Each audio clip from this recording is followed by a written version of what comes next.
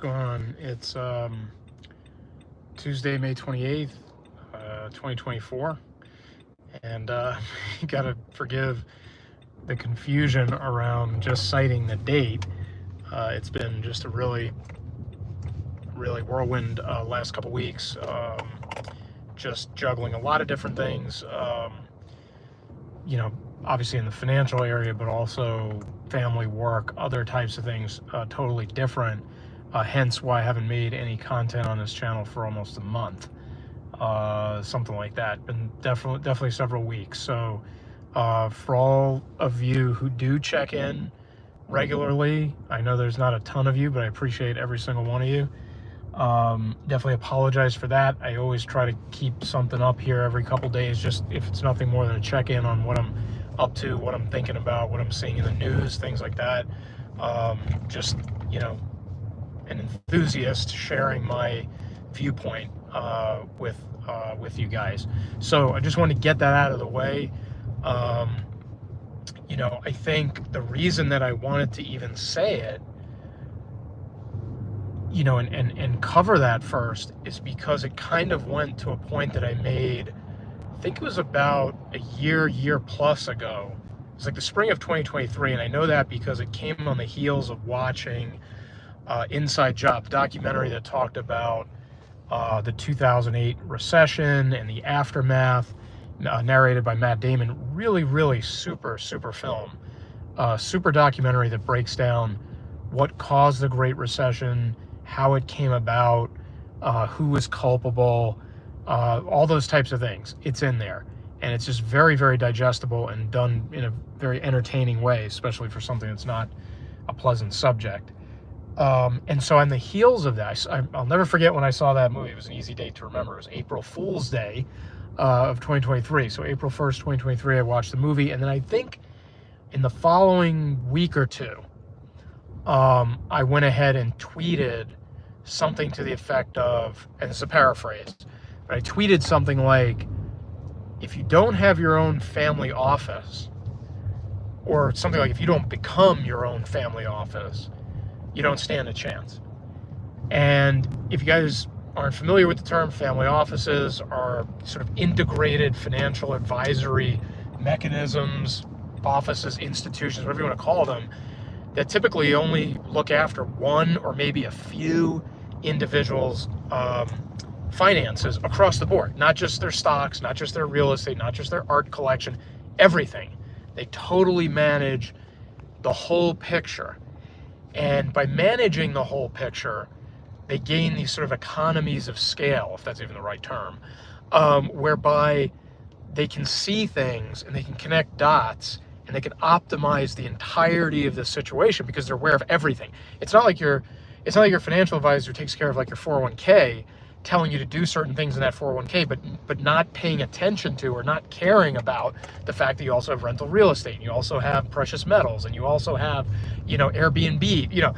They don't see the whole picture, so they don't care about the whole picture, and they don't get paid to see the whole picture. So the family office remedies that for typically very wealthy people or ultra wealthy people who can afford such services. And so when I tweeted this, aware of the fact that it's a luxury that most people cannot afford, I think the point I was trying to make, and I got a little bit of negative pushback on it if I remember correctly, the point I was trying to make is you probably don't stand the shot if you can somehow make yourself into, at the highest level, a functional family office of your own, meaning you can go ahead and spot certain inefficiencies, irregularities,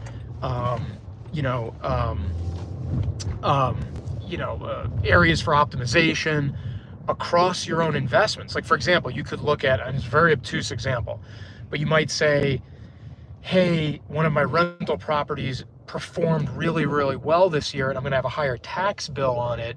So let me go over to my stock account and do some tax loss harvesting and sell some stocks that went down, so I get a loss there to balance out the real estate. That would be an example, very simplistic example, of what a family office might do, where it spots one issue over here in this asset class or this area of your investments, and then moves over here and does something there to help offset this other issue.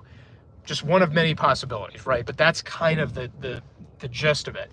And so I think, the thing is, guys, like, if you can't do what I just said on your own, and you probably can't afford somebody to do it for you because they're just going to, more than likely they're going to see not enough payout in it, right?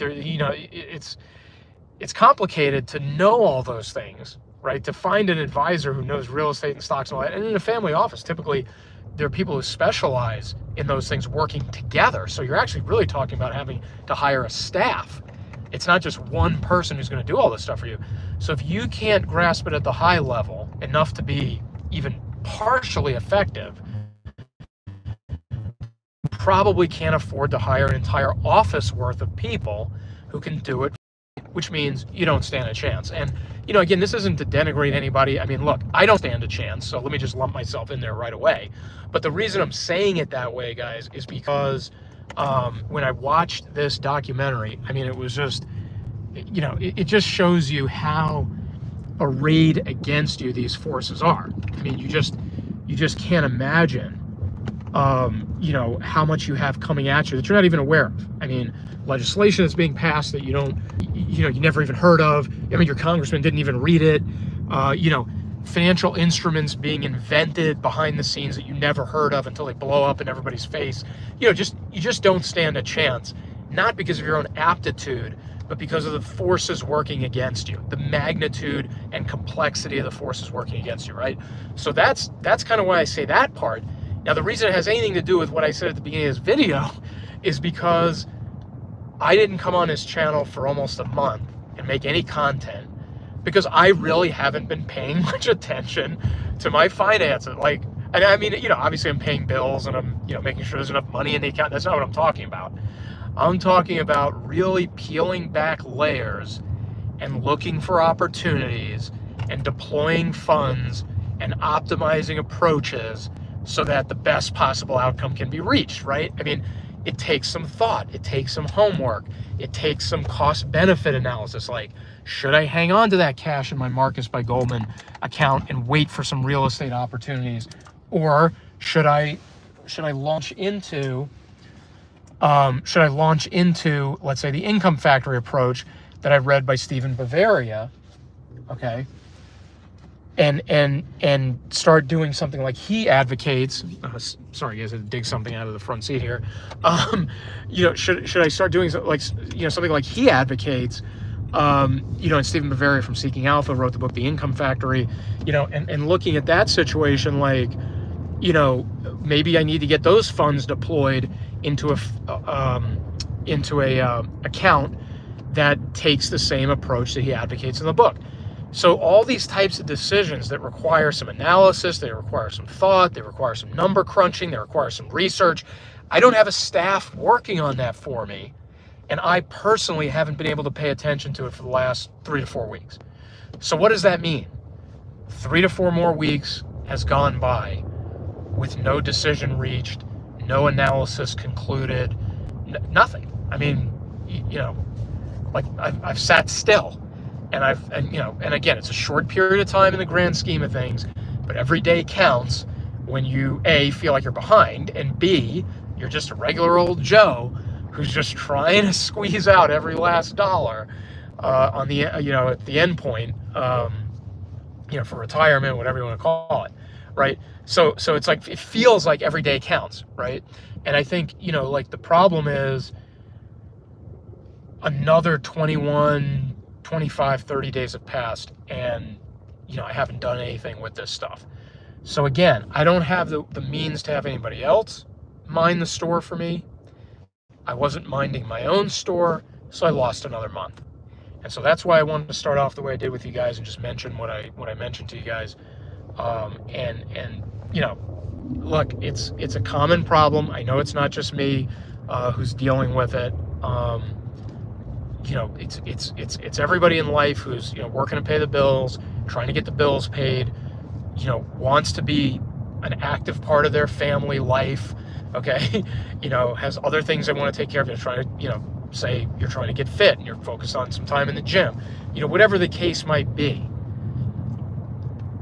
most of us, in fact, I'm pretty sure everybody watching this video, or who eventually watches this video, is in that boat where, becoming even a very high level pseudo expert at these kinds of financial concepts, it's just not likely that we're going to get there and be able to stay there through and through, like, week to week, month to month, making sure that everything's optimized, everything's moving along properly, financially, stuff like that. It's just not something that the average working individual really has the time for, nor has the resources to hire somebody to do it for them. So anyway, guys, that's really what I wanted to hop on here and tell you, is kind of integrate the fact that I haven't been on here for a while with this larger point that I made in, I think it was April 2023, about needing your own family office or not standing a chance.